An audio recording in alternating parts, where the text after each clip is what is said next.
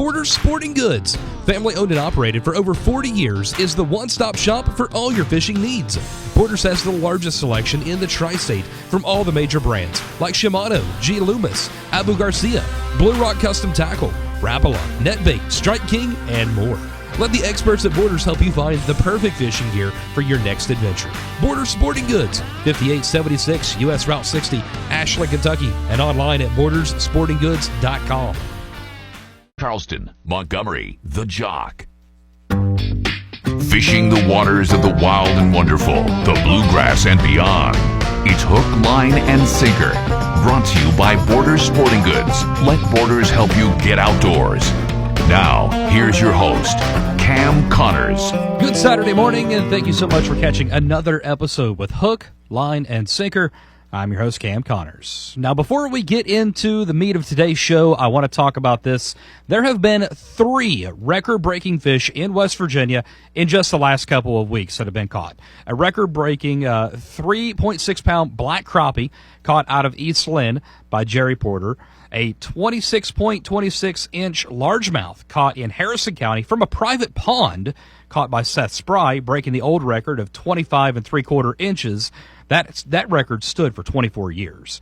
And then the very next day, Justin Connor of Milton caught a 51.5-inch, 66-pound blue cat on the Kanawha River in Putnam County. Now, that makes 6 state records that have been broken so far this year. There was also a record-breaking 24.5-inch, 5 3/4-pound red horse sucker, a record-breaking 12.44-inch red deer sunfish back in April, and a record-breaking 27.6-inch, 12.5-pound tiger trout back in March. So if you think that there's no fishing in Appalachia, well, you couldn't be more wrong. As we move on into today's show, I got to say, doing the show just a short amount of time since it began. I've met a lot of really great people. I've learned about some really great programs throughout the Mountain State, also Ohio and Kentucky, and today's show might be just some of the best. Today, though, we're sticking strictly to West Virginia. We're going to be kicking things off with Bobby Warner. You may know him, of course, from his legal practice here in the Charleston area, but he's also an avid outdoorsman, and he's put together an amazing program for the kids that focuses on getting kids outdoors. We'll be talking with him first today. Then next up, we'll chat with the West Virginia DNR. The last couple of weeks, I've been talking with Ohio and Kentucky about their outdoors programs that are just for the ladies. Today, we're talking about the bow program in the Mountain State. So join us for that. Will be the West Virginia DNR's Emily McCabe.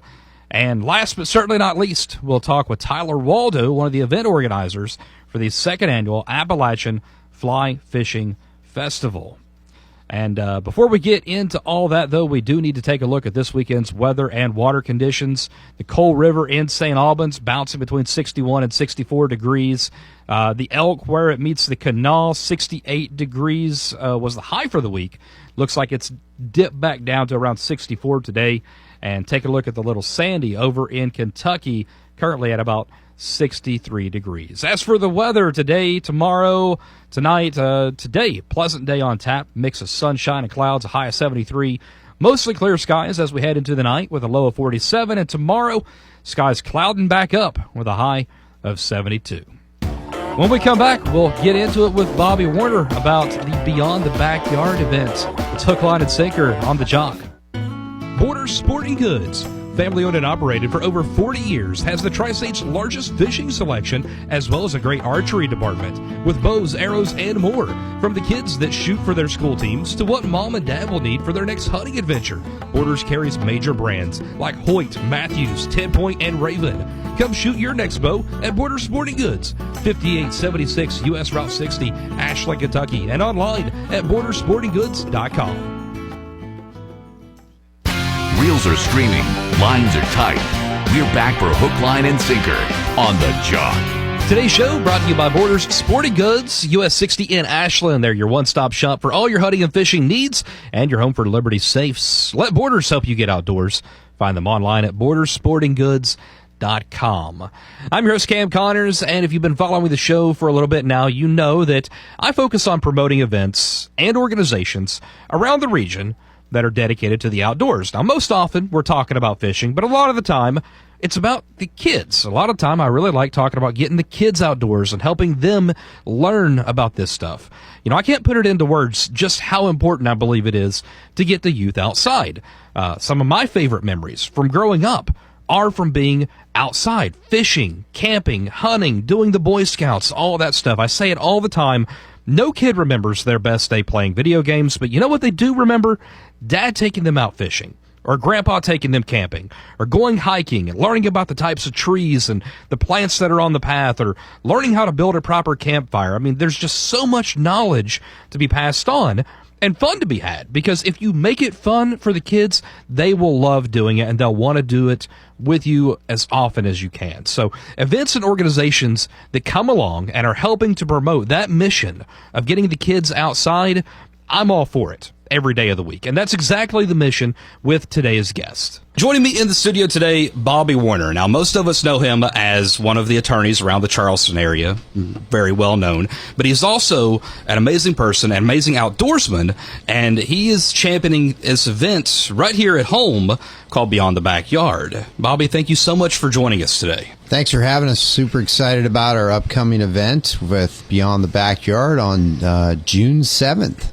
That's right, and it's where's it going to be at? Over at Cabela's? So this year we've changed the location. Historically, we were at Cabela's. In the last couple of years, we were at the Claudia Workman Center out there on the Quarter G. This year, we're back at Cabela's, and we appreciate our time out there. But we feel like Cabela's is really a little better setup for the volume and the amount of people we have at that event. Right. They've got a great space there as far as being able to bring in a lot of people. Absolutely, yeah. So let's jump right in. What exactly is the event, and where did the inspiration come? I know you're a huge outdoorsman. We were talking a little bit before we got started here that you've been out turkey hunting, and so you very much love the outdoors. So where did this come from, and what is it? Yeah, I'm kind of dragging it. I started hunting turkeys in March down in Alabama, in between work and family. I'm kind of happy turkey season's wrapping up. But no, when my son was little, he was at school here in Kanawha County, and one day he went hunting and he came back and he said, "Dad, there's only a few kids in my class that hunt." I mean, this was in 2008. Right. So not all that long ago. Yeah. So I decided that I thought I'd start this nonprofit that promoted hunting and fishing called Beyond the Backyard, like get out away from your house, off the screens. And we just thought it'd be something fun in Kanawha County, and it kind of just blew up. And we've had almost 60,000 kids go through the program. And wow. At any given time, we typically average around 16 to 18,000 active kids, predominantly West Virginia. But we do have kids from other states that sign up, and certainly regionally in Kentucky, Ohio, quite a few.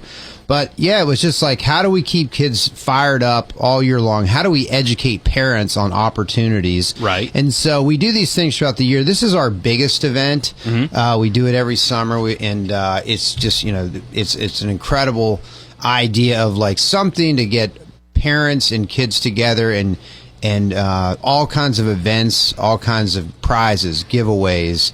It's just a special, we call it kind of like a camp, but it's really for the whole family to come out. Everything's totally free, doesn't cost a dime.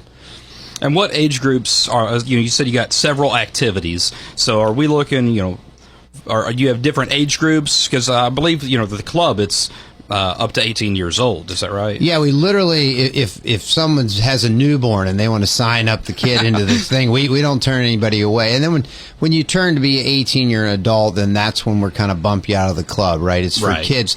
But it's for kids of all ages. I mean, there's going to be, there's going to be fly fishing events. There's going to be catfishing, actual catching real catfish. Right. There's going to be pool there. Archery, shooting. There's all kinds of different events, and like for little kids, there's petting zoos.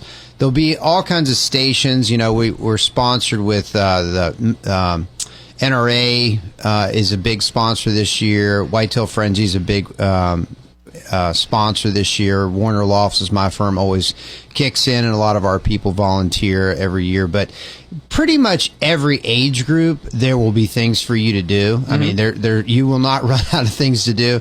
And it goes from 10 to 2. Okay. And so in that 4-hour slot, I mean, it goes pretty quick. I mean, for you to hit all the stations, you kind of need to be there. Right. The whole time. For most of the whole time. And, again, it doesn't cost anything. You come in, we typically give you from some free swag, like every kid gets a shirt. And then a lot of the other vendors that volunteer, they give out some stuff. We'll typically give out somewhere between $5,000 and $7,000 of gifts. So like 2 or 3 times during the event, like when you come, you automatically get entered to win prizes. Yeah. I mean, it's all kinds of things from boats to Yeti coolers, fishing rod, all outdoorsy stuff, right? So it's going to be quite the event. So how has it grown since you all started to what it's become today? I imagine, was it really quick, or did it take a little bit of going before you finally, because it's become really big now? You mean the event or the organization? Well, both the organization and the event. We got really lucky in the early years when we first started. Like Michael Waddell, Bone Collector, those guys kind of picked us up and did a story about us. Dave Samuels, editor of Bowhunter Magazine, did a big story. Dwight Shue, who was a great outdoor writer that unfortunately has passed away, he did a big story about us. So all those things, like really pretty quick. We went from like a couple hundred kids year 1 or 2 to certainly in the thousands pretty quick. Now, we've kind of stayed around the same numbers the last several years. I'd say, that 16, 18,000 active members. Right. With regard to the event, it's kind of crazy. The event we've been doing for, I don't know how many years, at least 10, I would say. I'd have to go back and look. I should know that. But that event has always been very well attended. I mean, the first time we ever did it at Cabela's, I remember I had something going on at my farm I had to take care of, and I was running like a little bit late. Everybody had been there for an hour setting up, and I pulled into Cabela's just hoping we'd have, a couple hundred kids maybe at the most. Right. And the line was wrapped around the building to get in. I was like, oh my gosh. And we had, certainly in the thousands. And most of the time throughout the day somewhere, we don't really track it that well. I mean, this is kind of an organization we put together on a shoestring over the year. But, there will be thousands of people will go in and out of this event in those 4 hours. As far as the event goes, you said, we talked about several activities. I assume gear's going to be provided. You're not going to have to bring your own fly rod or anything like that. It's all going to be taken care of there. You don't have to bring anything. Literally just show up, have a good attitude, and you will have a great time. I mean, we even provide food for free for every single person there. So, I mean, literally just block it off. Let's hope for great weather. We've been very lucky over the years. And the nice thing about Cabela's is if you get a little rain shower come through, you can buzz in and check out Cabela's, which is, wonderful place. Obviously most people have probably been in there, but it's like a museum, of course, of all the wildlife. So it is nice having that structure. Mm-hmm. I haven't even checked the weather. I don't want to jinx anything, but right. Historically, we've always been very lucky on that weekend. So talking a little about the event, you guys have several contests that are going to be featured throughout the day, right? Yeah, I mean, if you want to visualize it, if you think of Cabela's, you'll come in and on the right side in the parking lot will be a massive area blocked off, right? So there'll be all these various stations where there'll be events and vendors, and again, everything is completely free. So, there'll be a catfishing. Basically, guy brings a tank in and there's big catfish and the kids can catch catfish. There's archery ranges. There's a petting zoo. There's a big giant stage in the middle where there's always speakers going on throughout the day, and that's where a couple times a day, 3 times I think, we give away contests. We'll give away prizes, outdoor prizes. So we'll give away $5,000 to $7,000 worth of things, things like coolers and fishing rods and maybe rafts. I mean, outdoor stuff for the kids really more this summer. Door prizes. Yeah, and they're automatically entered. Again, you will never be asked for a single dollar at this event. Food's provided, so everyone gets like a ticket so they can get, ice cream, and they can get whatever the lunch is. What is it this year? Bull's Barbecue. Sounds amazing. It's great. So it's really kind of, if you're looking for something fun for your kids to do as a whole family, you can't just drop your kids off. Right. It's not a babysitting deal.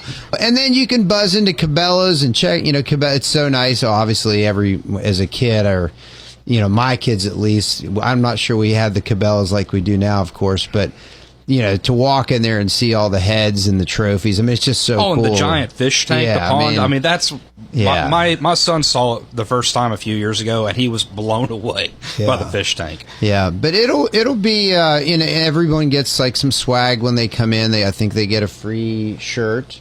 Until we run out. I know we've ordered 2,000 or 3,000 shirts, so it's amazing. That lets us know how many kids actually come through it. So if you figure most kids have a parent or two, I think it's pretty typical. You're talking, 4,000 or 5,000 people, because we always run out of shirts about halfway through. Well, see, that's what I was going to ask, was how many folks did you expect to attend on the event? Yeah, I'd say in that 4 hours, you're probably looking at safely at least 4,000 people will go through there. Yeah, because we like I said, every year we underwrite it, and we have people make donations, and based on the budgets what we buy, and every year we buy a couple $1,000s worth of just shirts. Yeah, and those go out pretty quick. So there'll be quite a few people in and out.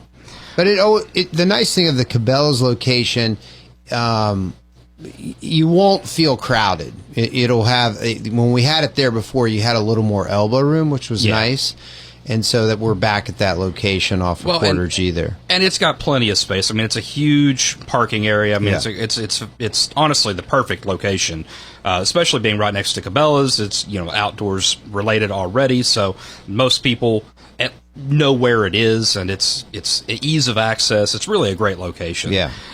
So talking about the organization with Beyond the Backyard, you guys have really grown. You talked about how with just this event alone, you're expecting, 4,000 or 5,000. You got, what'd you say, 16,000, 18,000 members. And what are you looking at as far as growth in the future? Is this something that you could take on a national scale, or do you want to keep it more West Virginia based? What's the plan for the future? Yeah, I mean, I think we've worked really hard to build an organization that's really centered and focused on West Virginia and regionally, like Kentucky and a little bit of Ohio. Yeah. We have kids signed up typically in about 20 states where they go online, or maybe they came to an event with their grandparent, and so we don't turn anyone away. Right. We clearly, and the need's there. I mean, I wish we had unlimited time and money. We would love to be a national organization, but I don't want the local emphasis to ever suffer. So right now we don't really have that plan. Our plan is just to keep, trying to make it the best organization we can here on a statewide level. Well, and like you said, where it has expanded into those other states, I think that's actually a really good, you focus here at home, but you're not excluding anyone. Folks from other states are welcome to join in, and I like that. Looking at the Beyond the Backyard and the club, how does that work exactly? If my son, my 8-year-old, wants to join, what's going to happen? How's he going to interact? Is it going to be through social media? What's the interaction like? So our website's beyondthebackyard.org, and then Beyond the Backyard on Facebook and Instagram. So you can go in there and join, through those avenues. You can come to the event.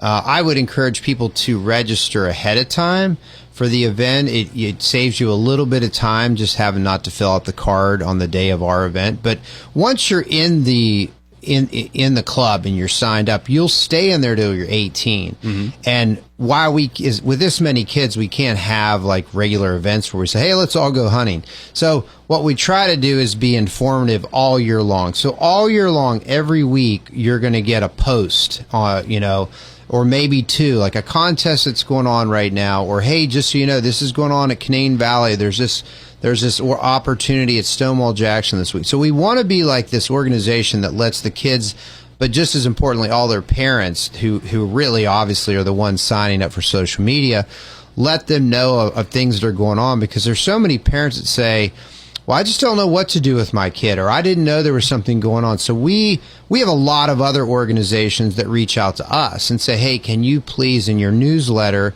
or on your social media post something and let the parents know and the kids know of an event that's going on. So it's kind of like my goal was, what I remember is watching people who their kids weren't into hunting, and they would grab them the day before gun season, take them into the woods, and that was the extent of their outdoors. And so my kids, I try to keep them fired up about the outdoors all year long. I mean, as soon as the season was over, we were into trapping, we were into this, then we were shed hunting, then we were working on food plots through the summer, we were trout fishing, camp. And so my kids were always, there was never a downtime. They're always involved, and they're always interested. There's always something going on. Yeah. It's not, deer season's over, Yeah. and there's nothing to do now. Yeah, so that's kind of the purpose of our social media platform.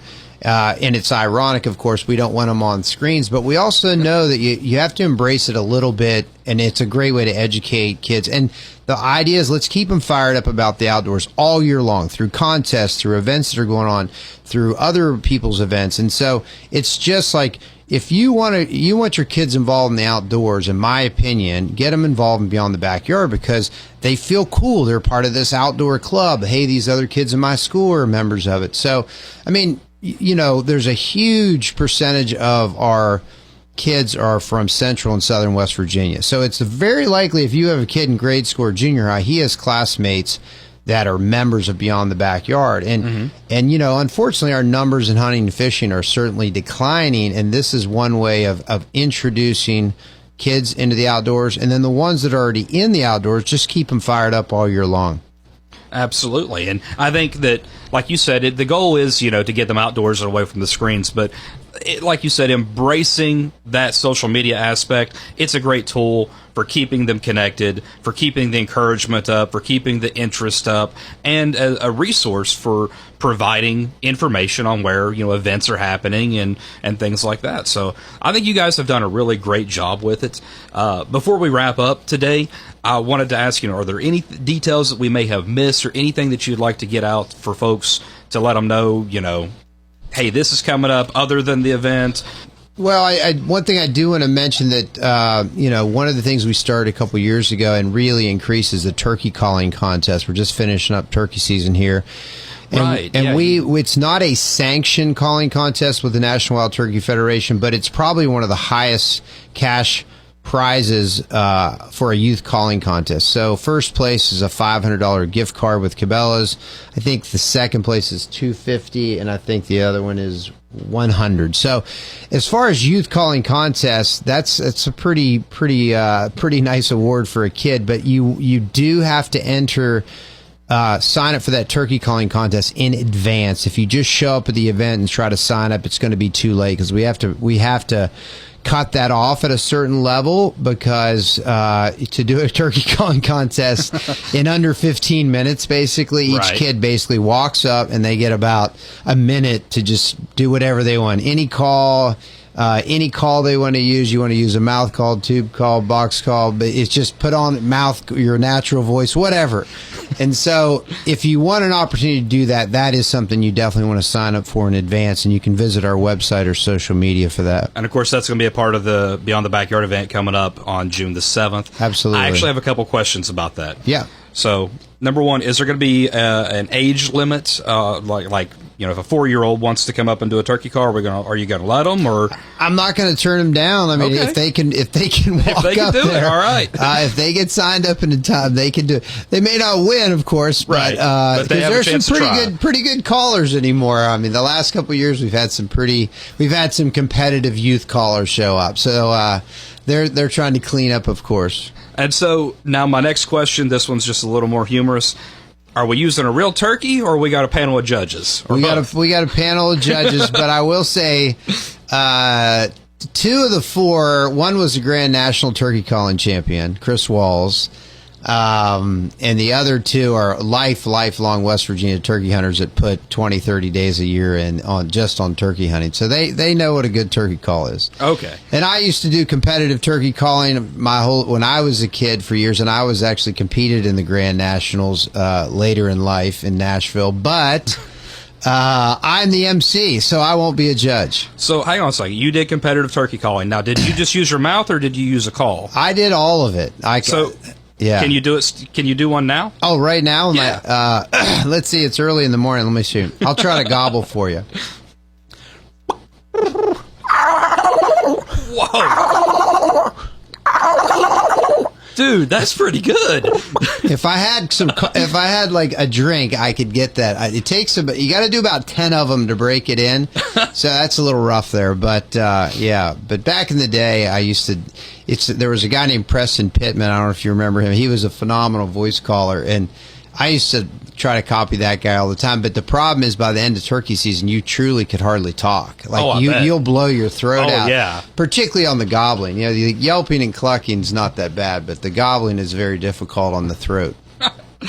Well, Bobby, man, thank you so much for taking the time to come in today. Absolutely. Beyond the Backyard coming up June 7th at Cabela's. Like you said, you can pre-register for the event now online. That website again? BeyondTheBackyard.org. Make sure you put .org. A big thanks again to Bobby Warner for putting on such an amazing event and organization for the kids, and for taking the time to come in today to tell us about it. When we come back, Tackle Talk. I've got a project that's been brewing in the back of my mind for a while now, and I want to get started on it soon, so I want to tell you about it. Plus, time for the ladies in West Virginia to get outdoors. We'll be talking about the West Virginia DNR Bow program next. It's Hook, Line, and Sinker on The Jock. Borders Sporting Goods is your one-stop outdoor sporting goods store.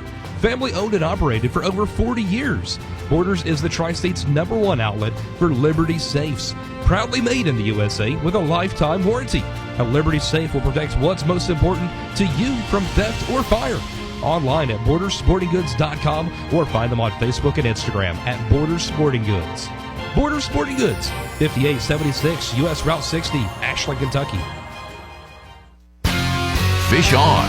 Now back to Hook, Line, and Sinker on The Jock. So for Tackle Talk today, I actually want to talk about something that isn't exactly fishing, but don't worry, we'll call it fishing adjacent. Camping. I love the outdoors in general. Of course, love fishing. I think most of us love the outdoors, or you wouldn't be listening to this show, but a part of that to me is camping. I mean, I absolutely love camping. I don't mind tent camping at all. In fact, last October, my oldest son had a Boy Scouts camping weekend at Camp Oyo in Scioto County, Ohio, and at the time, our youngest was too young to be out in the cold, so the boys and Jess slept in the lodge where it was warm. I slept out in the tent in the 30-degree night, and to be quite honest with you, I was very comfortable. I had just a couple of fleece blankets, an air mattress, rolled my jacket into a pillow, and it was absolutely great. So I love camping. But getting a little sidetracked. The reason I bring it up is for Tackle Talk today, I have decided to work on a project at home.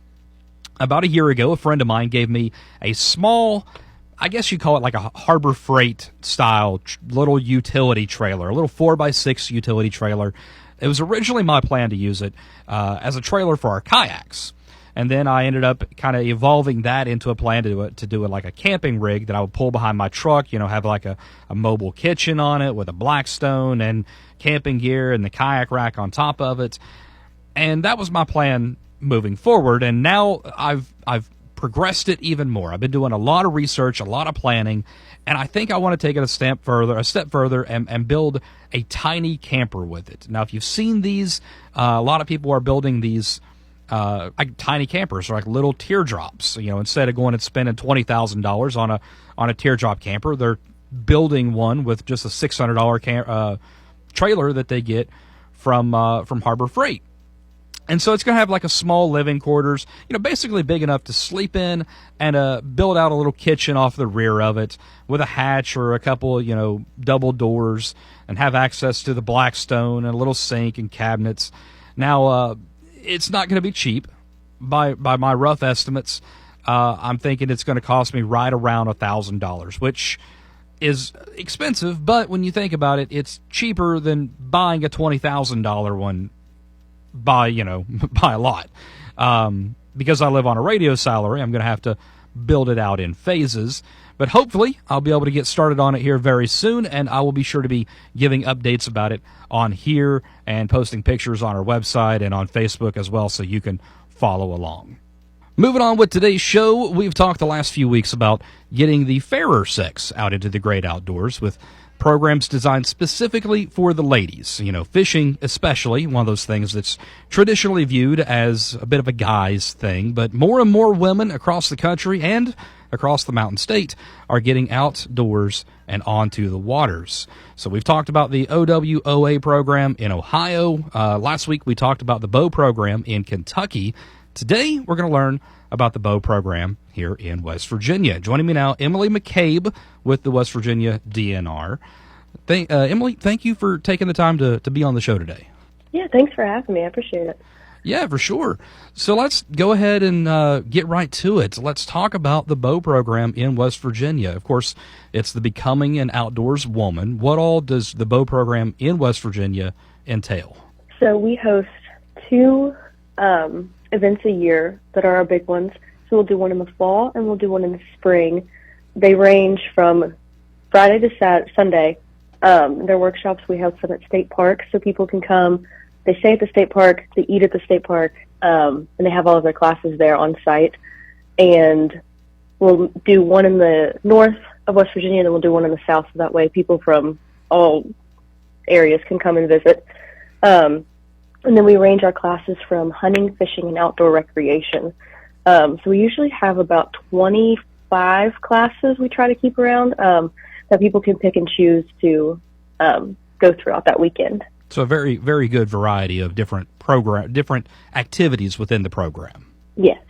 You said hunting, fishing, and then outdoor recreation. So I assume outdoor recreation is going to include like hiking and camping, things like that. Yes, it does. So does your program, or the state's program rather, does it dive into boating any? Because I know Kentucky doesn't focus on boating so much, but Ohio's program puts a very heavy emphasis on boating as well. We have a few classes that have to do with boating. So last year we did an electrofishing class. Some of our fish biologists came out, they brought their electrofishing boat, and they took some people out and they showed them exactly how they do some research with electrofishing, showed them the types of fish they target, how they work the electrofishing boat, all the type of safety things that go into it. And then they actually electrofished, got some fish out, and then showed them how they do their research and data and stuff.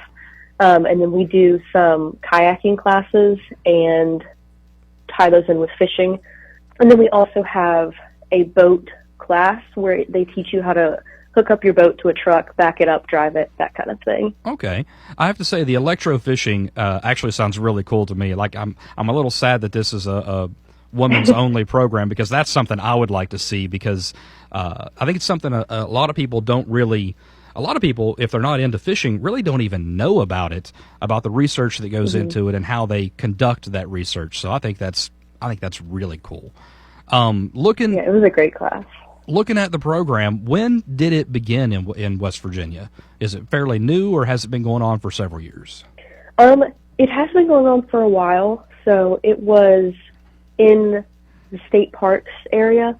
So they took it over. They had a few different coordinators, and then it kind of died down a little bit.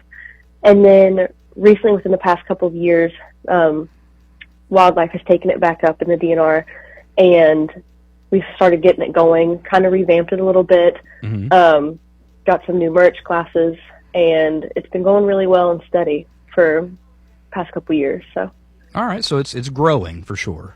Yes. Okay, and the activities, we said there's several. Are these going to be for beginners, or are there going to be classes for the more experienced folks, or are they going to be an in-between? What are we looking at on skill level? So a lot of our classes are for beginners. We do offer a few that are, like if you have done it a few times and you want to really hone in on if you're hunting or you're fishing, or if you want to do backpacking or something, if you've done it a few times, we mainly focus on people who have that beginner sort of level rather than expert. So we do some things called Beyond Bow events. They're usually just like a one day throughout the year, and that's more honing in on a certain skill. So we did this one's a little bit different because it was a couple days, but we did a backpacking trip at Seneca Rocks, and that was more aimed towards like expert.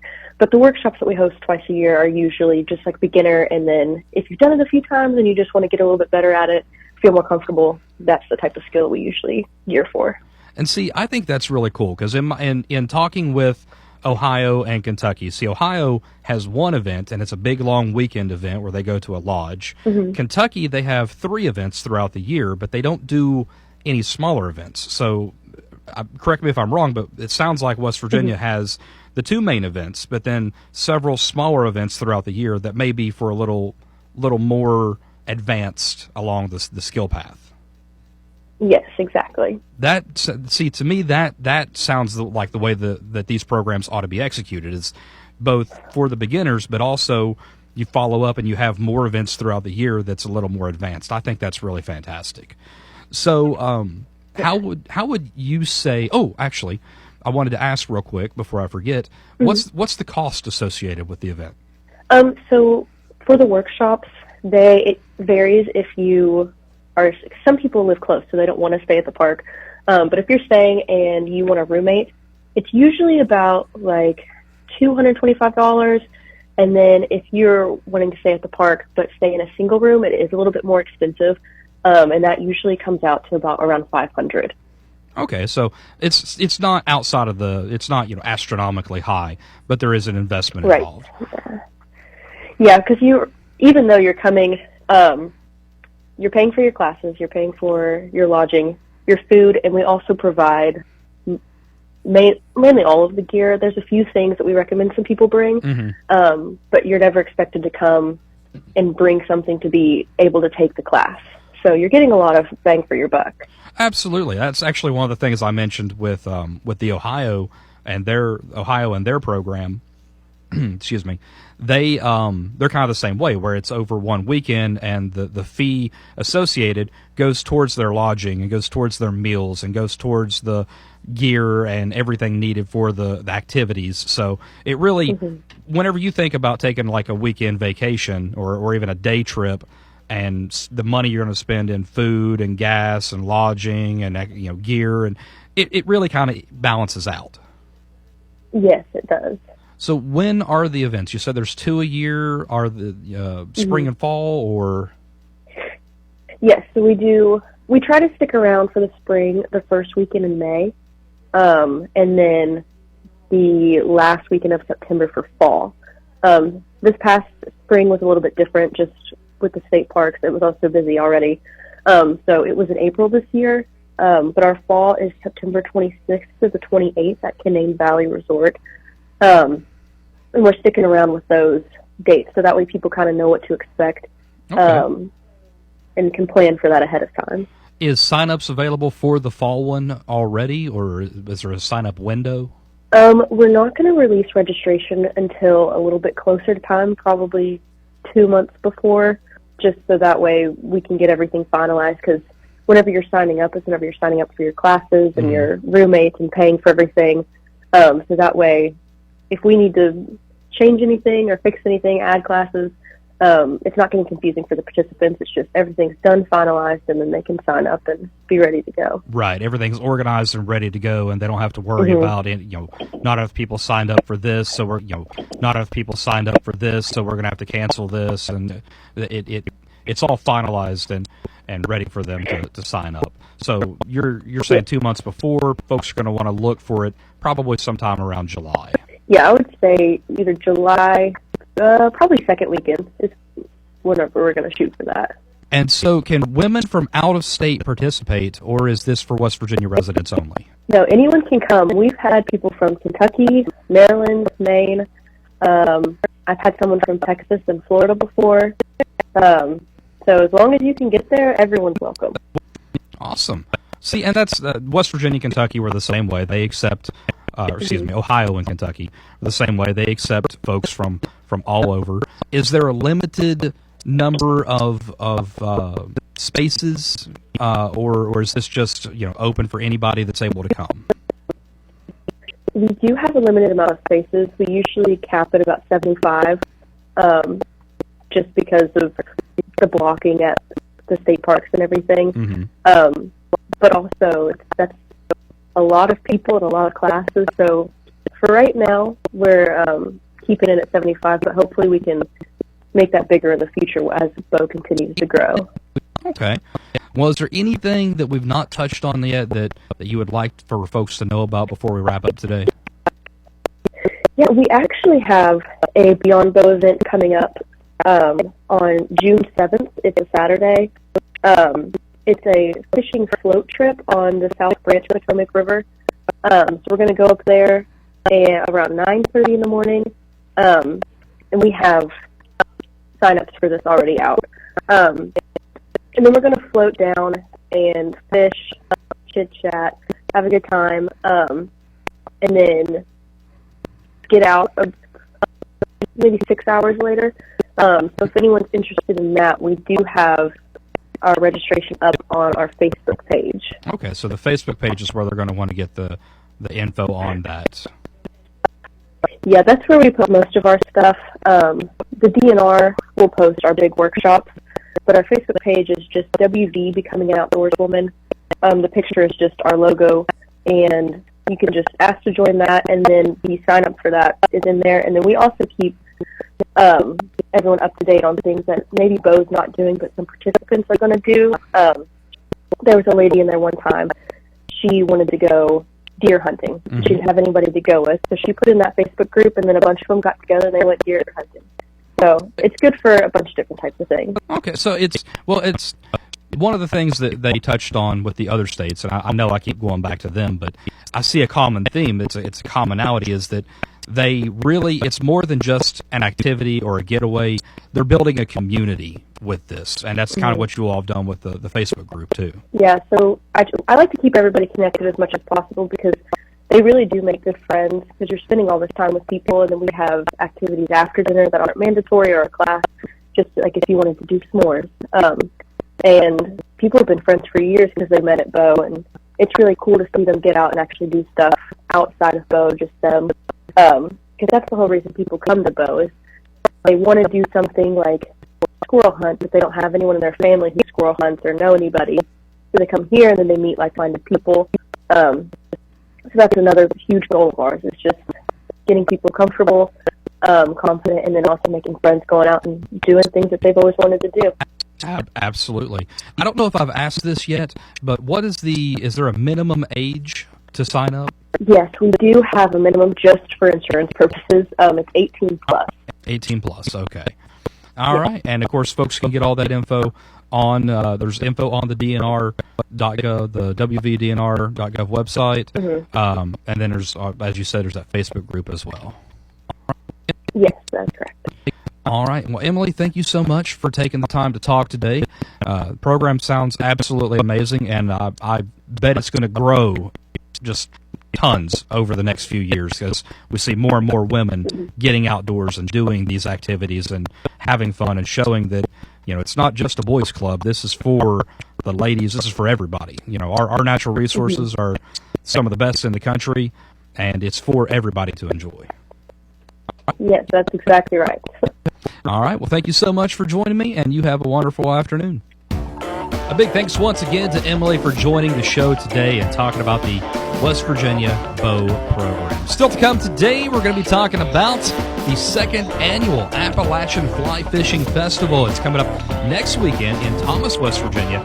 I got one of the event organizers, Tyler Waldo, to tell me all about it. We'll talk with him next on Hook, Line, and Sinker on The Jock. Borders Sporting Goods, family owned and operated for over 40 years, is the one-stop shop for all your fishing needs. Borders has the largest selection in the tri-state from all the major brands like Shimano, G. Loomis, Abu Garcia, Blue Rock Custom Tackle, Rapala, Netbait, Strike King, and more. Let the experts at Borders help you find the perfect fishing gear for your next adventure.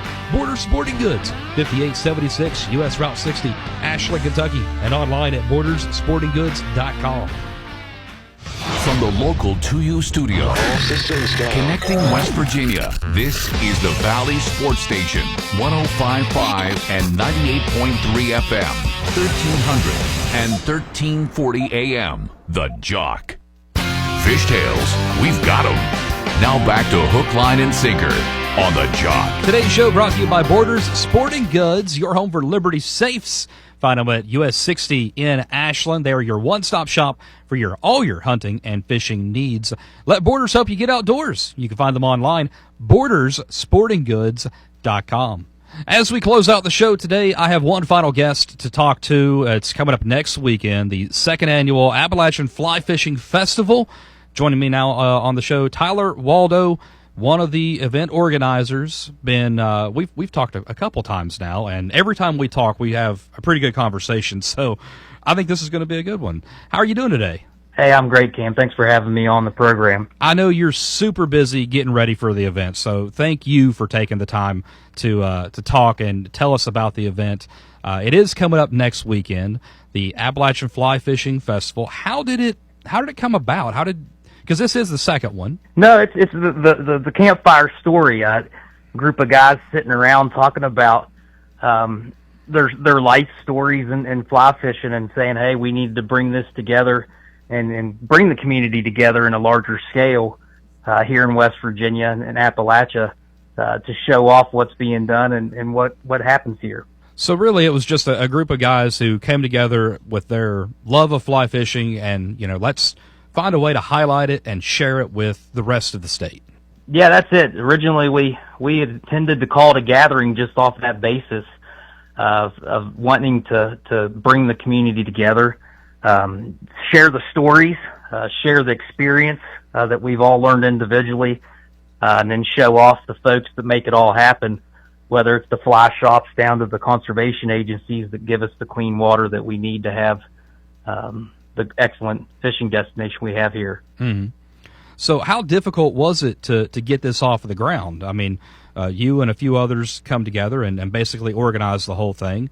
Was it something that you took an extraordinary amount of effort to get off the ground, or did it just kind of piece together and work itself to become what it is? Yeah, my partner in the festival, Robbie McClung, he's had some experience putting on several different festivals from Florida to West Virginia in his life's travels. So it just took the effort to get it started. Everyone contributing their own unique talents to organizing it. And then, just putting it on paper, and then taking it on and putting it to work. And this is going to be in Thomas, West Virginia next weekend, right? Correct. Yeah. Downtown Thomas, if you're familiar with it, it's a small town. It'll be on the rail grade right below the main street in Thomas, there for everyone to see. You can't miss it if you come into town. Right. And this is going to be, Friday through Sunday of next weekend? Yeah, we'll have a gathering Friday evening, a real laid-back, informal thing where we'll have some folks cooking up some burgers for donations to keep the festival open and free for everyone. Vendors will be starting to set up then. Saturday and Sunday will be the bulk of the festival, where we'll have everything from arts and crafts vendors, all fly fishing related, down to professional fly casters coming in from as far away as Maryland to teach folks on the casting pond there in Thomas the tricks and techniques that help them improve their casting. And what times is the event going to be going on? Yeah, we'll open up Saturday, May 31st at 10 a.m. We'll run through 6 p.m. that evening. Full list of events on our Facebook page and website. Sunday will be 10 to 3, and we'll close out Sunday with a kids fishing derby on Thomas Lake, where kids will get an opportunity to get out there and cast and have some instruction and help to try to help them catch a fish. All right. And you, we kind of talked once before when we were setting up for the interview, touching base and everything.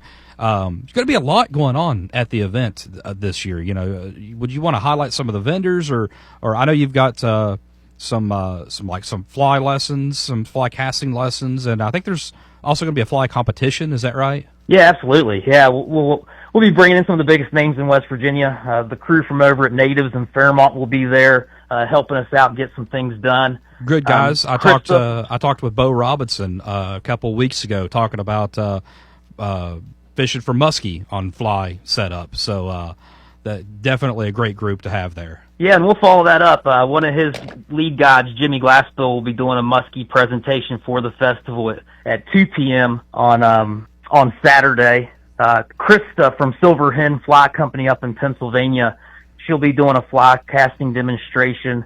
Joe Messenger and Jack Bell will be doing some stories that they have from their generational years of fly fishing in in Appalachia too on Saturday. But yeah, just bringing a group of really great folks all together.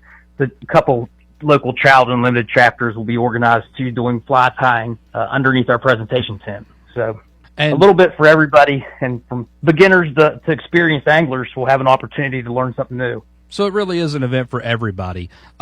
Is there going to be a cost associated to get in? Is this a free event? Yeah, we wanted to break down the barriers to fly fishing. It's an absolutely free event. Everything we'll do, the fly casting, the fly tying, even the fly casting competition will be 100% free, and it'll actually bring some prizes to the top placed point winners for that. But yeah, we wanted to be able to bring anyone that's interested involved into the festival without having to come out of pocket for it. Which I think is really, really awesome. See, I think we've talked before. I'm very new into the fly fishing. I got my first rod this past Christmas. I'm still in the process of learning to cast, and I'm actually going out to the lake this evening, so I'm going to try to practice some with it. But as you know, this can be a very expensive hobby and sport to get into, and so having events like this that are free and open to the public to come and learn and see everything that's available makes it a whole lot more cost efficient for some folks who maybe are not so sure about it or interested but don't want to devote a whole lot of cash just yet. This is something that they can come check out and see if it's for them without having to really put a huge investment in. Oh, absolutely. Yeah. It's that opportunity to come out and learn from professionals, how to cast, how to tie, learn about little tricks that you pick up as you go along, and years of experience. You'll have people in front of you that have spent that time on the water, and then take it home. A lot of people correlate fly fishing with coming up to the mountains to fish for trout, but you can go home to your farm pond or your local warm water stream and fish all the same. It's just as fun. Right. I talk about it all the time. I've talked, with several fly outfitters and some lure makers and several people, and it's not just a trout. I've talked about it before. People really, when they think of fly fishing, their first thing is trout, and that is a big part of it. Trout is a very fun part of fishing on the fly, but like with natives, fishing muskie. I mean, you could fish for panfish. You can do bluegill. You could do bass. You can fish for just about anything on a fly setup and have just as much fun. Oh, I mean, yeah. Smallmouth bass is just as much fun as a brown trout running on you. And then now, the big sport fishing muskie has gained a lot of attention in the state due to folks like natives there in Fairmont. But yeah, that opportunity is a lot more available to a lot more anglers than it is traveling 2 or 3 hours up the mountain. And talking muskie, I'm actually in the process of setting up an interview with the West Virginia DNR about the muskie hatchery. We have an amazing muskie hatchery program in the state. I predict within the next couple years, muskie fishing in general in this state is going to absolutely blow up. So the idea of doing it on a fly setup just blows my mind, because obviously you're not going to use a 5-weight rod whenever you're fishing for muskie, but I mean, the idea of it on a hand-drawn fishing line is just kind of out there to me, but I want to try it. Yeah, you'll need to scale up a little bit on the weight rod you're going to be throwing. But yeah, the opportunity's there, and it's going to increase over time. I mean, smallmouth bass fishing in this state too is a destination. I mean, there's a lot of rivers in this state that you can go on to. Yeah, I talked with some folks particular down there. I talked to some folks at the Greenbrier River Fly Fishing Classic. There's a lot of smallmouth opportunities on fly rod. But back to the event. So this is the second year. What kind of growth are you looking at for this second year over the first year? Oh, as each year we continue to build off of this, the growth is really in the participation from the attendees. We like to be able to see all age demographics, all folks be able to come and enjoy it.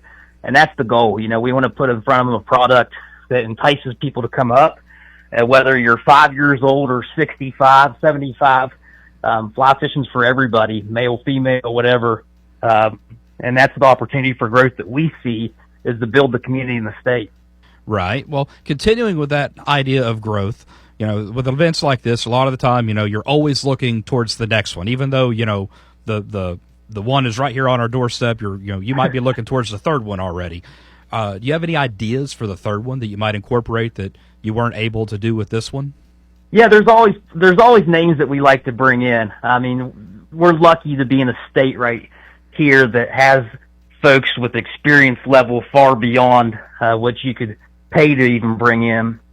So yeah, every year we like to add a new little new twist to the festival. This year it'll be the casting competition, the Appalachian fly fishing fly casting competition will come on to the festival this year, and it'll kind of give a little bit of bragging rights for folks to come in and compete for points to win. But yeah, as we go forward and begin to build off of it, it is just, you know, being able to bring in more folks, give them the opportunity to learn a sport that may stick with them for life. Is there a fly tying competition by chance? There's not this year, but that's something that may come in. Fly tying is definitely a sport of its own. Yeah. You could talk to any fly tyer, and they're not all created equally. You know, some are a lot better than others, and you know, the ones that are good, you know, the goal is to trick the fish, and if the fish isn't tricked, you're not tying the right pattern up there, right size, right colors, right, to get what the hatch is going on. But that may be something that comes down the line in the future, 1 year at a time. Yeah, no, I could see something like that. Back on, I know I keep jumping to the muskie thing, but the muskie flies absolutely blow my mind too because they're so big. I mean, they look more like birds. Yeah, big fish take big bait.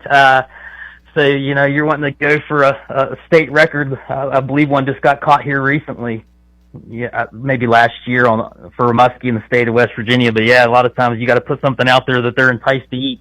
Yeah. Well, talking about records, getting sidetracked just a little bit, but we've had like 6 state records broke this year alone. Well, it attests to a lot of what's happening in the state of West Virginia. Oh yeah, yeah. Good fishing, water produces good fish. Yeah, fishing is alive and well is an understatement when it comes to West Virginia, and hopefully increasing, getting better as time goes on. The state organizations like the DNR being able to take the lead on some of that, and then the conservation side of it that comes even all the way down to the anglers. You know, you see a lot of those state records getting released back in the water to get bigger. Yep. Well, and without that, they don't get bigger. Right. Well, you know, we talked a little before. I mentioned a minute ago. We've chatted whenever we were setting up the interview. You were telling me you've got 20 years experience in fly fishing. I mean, you've been doing this for most of your life. I, on the other hand, am an extreme beginner. So what advice would you give for someone who is, you know, a beginner in the fly fishing? Get on the water.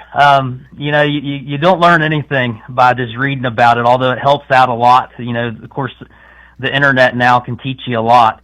But even if you don't have water in your local area, get in the backyard and practice presentation, casting into a spot. Get that presentation ready for whenever you do get out on the water, that you have that down. You can cast 1,000 times and not catch a fish if it's in the wrong spot. But yeah, practice. The biggest thing's getting out there, and with everything, is, you know, you got to get out there and put the time in to be able to do it, whether it's in your backyard or on the water close by. Some good advice. So, real quick, before we wrap up, let's jump back to the event. Is there anything going on with the event that we haven't talked about yet that you want folks to know about? Where can they get more information? Is there anything happening that we, you know, any information we haven't covered yet that you'd like to let folks know? Sure, yeah. Check us out on Facebook, Instagram, also our website, theass.com. Check out what's going on for the events coming up for that weekend, and then just come be a part of the crowd. I mean, that's the biggest thing. Come learn from the guys that walk the streams, guys and girls that walk the streams before you. Sit around and enjoy the festival while you're there. Awesome. Well, it sounds like it's going to be a great time. Hopefully, I'll get a chance to make it up on Sunday. I'm definitely going to try. It depends on what my family's got going on that day, but I'm going to try. We'll get you in the casting competition. I don't know about that. I'm far from competition level. I've been doing it for. Everyone's got a chance to win a free fly rod for the casting competition. We got a couple of really great sponsors that have helped us out with that, and Precision Fly and Tackle out of Pennsylvania and Maryland, and then Harmon's Cabins at the North Fork Fly Shop over there has helped us out with some generous donations to help increase the competition. Right. Well, but we look forward to having you up. Some great prizes, but I'd rather not embarrass myself. I'm sure I'd get up there and people would be laughing at me with my technique. Not quite no refined embarrassment yet. level. No, this is the exact opposite. This is a really laid back fishing festival. There's no airs about it, and that's why we want to keep it that way as a good get together gathering that everyone feels welcome at. Awesome. Well, man, again, thank you for taking the time to join me today. The second annual Appalachian Fly Fishing Festival coming up next weekend in Thomas, West Virginia, and all the details available online. Their Facebook page they're very active with. I recommend you check it out as well. Tyler, man, thank you so much. Much appreciated. Hope to see you there. And that is going to do it for Hook, Line, and Sinker today. A big thanks once again, of course, for all of the guests who took the time to join the show. Don't forget, we're also podcasting now. You can find us on all your favorite podcast platforms. We're on YouTube, Pandora, Spotify, and Amazon Music. And, of course, be sure to hit that like and follow button on our podcast pages, but also on our Facebook page, WJYP AM Jock. Thanks for listening. Until next weekend, I'll catch you later. Miss part of today's show? Listen again and catch past shows on the podcast at WJYPAM.com and on the Jock mobile app. This has been It's Hook, Line, time and to get Sinker back to the with Cam countdown Connors. to Brought to you the by Appalachian Borders Network. Sporting Goods. Here's Grant Paulson On the Jock. and Alex Gold. We'll get back into the NBA postseason here in about 25 minutes or so. Our best bets for tonight's action with the Thunder and obviously the Timberwolves, plus how we're going to be betting a big Game 3 in Indianapolis coming up in just about 48 hours or so. I guess it would be 24 hours or so as well. But the NFL